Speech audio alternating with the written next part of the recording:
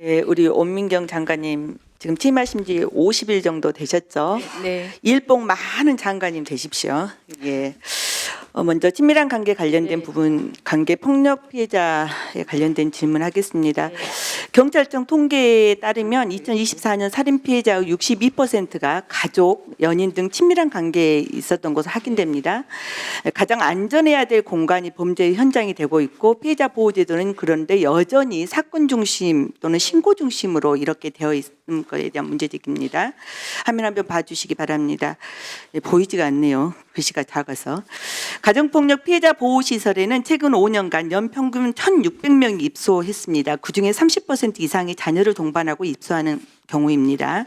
친밀한 관계 폭력이 단순 피해자 보호를 넘어서서 아동의 안전과 발전에 어느 정도 영향을 끼치는 이런 것들을 고려해야 되고 아동 동반 피해 가정은 종합적이고 지속 가능한 안전망 구축을 최우선으로 해야 된다라고 하는 것을 충분히 볼 수 있을 것 같습니다. 다음 화면 봐주시기 바랍니다. 현행 법 체계에서는 가정폭력 초기 사건 처리 시 형법상 폭행, 협박죄 등 반의사 불법죄가 적용되는 경우가 되게 많습니다. 피해자가 가해자의 어떤 해유나 협박에 의해서 처벌 불온 의사를 밝히면 사건이 그냥 비입건 처리됩니다.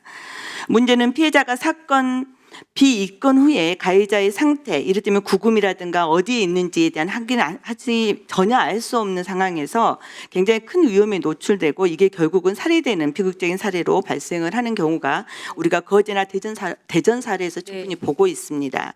장관님, 법무부에서 2025년 4월 범죄 피해자 또는 그 법정 대리인 이나 변호인은 검찰청에 신청하여 형사 절차 정보를 제공받을 수 있도록 하는 제도 알고 계시죠? 네, 알고 있습니다. 그런데 이 제도를 자세히 뜯어보니까 몇 가지 한계가 있습니다. 첫 번째, 가해자가 구금, 석방, 출소 정보는 피해자의 신청이 있어야만 제공하게 되어 있고 훈방 등 비입건 사건은 통지 대상에서 아예 제외되어 있습니다. 그래서 가해자에 대한 보복 폭력 위험에 무방비로 지금 현재 노출되는 심각한 보호 공백이 발생을 하고 있다고 생각을 합니다. 그런데 영국과 미국 같은 경우는 자동 통지 제도를 통해서 피해자에게 실시간 정보를 제공할 수 있도록 되어 있죠. 기소된 경우뿐만 아니라 훈방과 불기소 부분까지 통지될 수 있도록 관계부처와 협력해서 어떤 시스템이 보완이 돼야 된다고 생각을 하는데 어떻습니까? 동의하십니까? 그 부분에 동의합니다. 대해서? 네, 좋습니다. 지금 저희도 법안을 자동통지 제도 도입에 관련된 지금 법안을 준비를 하고 있으니 여가부에서 협조를 해주시기 바랍니다. 네. 뿐만 아니라 해외 주요국에서 이미 시행되고 있는 재발 방지의 효과를 거둘 수 있는 것 중에 하나가 친밀한 관계에 기반을 해서 이루어진 사망이나 심각한 사례에 대해서 그 사례를 철저하게 분석하는 게 필요합니다. 이것 또한 우리나라에서도 빠른 시간 안에 도입이 좀 돼야 될 것 같은데 그 부분에 대해서 동의하시죠? 네, 동의합니다. 네. 자, 다음 넘어가겠습니다. 1인 가구 관련돼서 질문 드리겠습니다. 화면 봐주시기 바랍니다. 2024년 통계로 보는 1인 가구 현황을 보니까 1인 가구가 전체 가구의 35.5%에 달하더 저도 이 숫자 보고 굉장히 좀 충격적이었습니다. 실제 2인 가구, 3인 가구, 4인 가구 16.8%인데 가장 많은 규모가 지금 나타나고 있고요. 그리고 이 1인 가구의 특징 중에 몇 가지를 살펴보니까 일단 이분들께서 단독주택에 사는 경우가 되게 많아요. 물론 그 다음에 이제 아파트에 살긴 하긴 하지만 그리고 성비 비중은 남녀 상관없이 비슷비슷한 50% 정도 수준에 달한 것 같습니다. 연간 소득을 보니까 3,223만 원 정도가 전체 가구 같은 경우는 7,185만 원 정도 되는데 이 정도에 여기에서 44.9% 정도밖에 되지 않더라고요. 결국은 23년 기준에 보면은 국민기초 생활보장 수급을 받는 1인 가구가 131만 4천 가구이고 수급 대상이 이 중에 10가구 중 7가구 정도가 수급 대상이라고 하는 거예요. 그래서 1인 가구의 경제적 취약성들을 볼 수 있는 상황인 것 같습니다. 더불어서 이분들이 가장 뭐가 어려워하시나 봤더니 남성 같은 경우에는 주로 균형 잡힌 식사, 네. 혼자 좀 해서 드시면 좋겠지만 주로 이제 성별 그 역할 때문에 그런 것들이 잘 안 되고 있는 게 현실로 그대로 보여주고 있는 것 같습니다.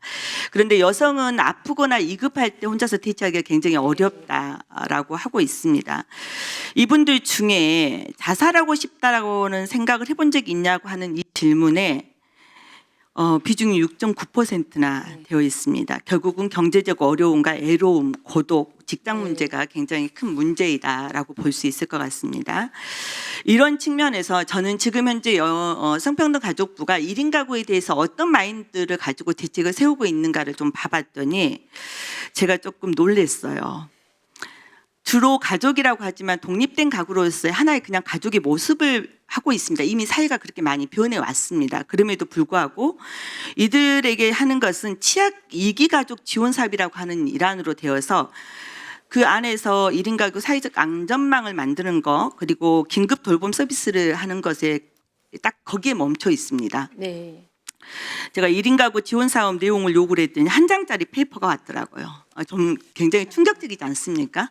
네. 예, 그만큼 1인 가구가 갈수록 늘어나는 1인 가구에 대해서 국가가 어떤 방식으로 이들에게 지원해 줄 것인가, 어떤 대책을 세울 것인가에 대한 마인드도 없고 대책도 없고 현재 상황도 그렇다고 하는 것을 단적으로 보여준다고 생각을 합니다. 결국은 1인 가구의 어떤 일상, 건강, 관계, 안전, 주거, 네. 일, 재정 자립을 통합적으로 어떻게 뒷받침할 수 있을 것인가를 고민을 해야 되는데 지금 제5차 건강가족 기본계획 수립 중이시죠. 네, 맞습니다. 이 부분에 대해서 다시 한번 아주 면밀하게 보시고요. 특히나 1인 가구 자립지원센터를 네. 설립을 해서 이런 추진체계를 만들어서 지원이 필요하다고 생각하는데 어떻게 생각하시는지 답변 주시기 바랍니다. 위원님 말씀대로 네. 제가 가족센터를 통해서 저희가 일부 지원을 하고 있긴 하지만 말씀대로 기존에 이렇게 1인 가구가 확장될 줄 몰랐던 상태에서의 가족센터의 기존 업무가 필요한 1인 가구의 지원을 다 하기 턱없이 부족한 건 사실입니다. 그래서 그 부분에 대해서 이후에 저희가 추가적인 예산과 인력을 통해서 좀 지원할 수 있도록 하겠습니다. 다만 또 저희가 좀 국회에서 위원님들 질의하시면 저희가 최대한 많은 자료를 제가 드리도록 말씀을 드렸고 또 위원님들의 질의를 통해서 또 많은 국민들께서 저희 부처가 추가로 해야 될 일들을 제시해 주시기 때문에 저는 적극적으로 자료를 드리도록 했는데 좀 빠진 자료가 있다면 국감 이후에라도 1인 가구 지원과 그러니까 지금 지원되고 있는 부분이 부족할 경우에 추가로 지원될 부분이 무엇인지까지도 좀 추가로 위원님께 드리도록 하겠습니다. 네. 네. 네. 네.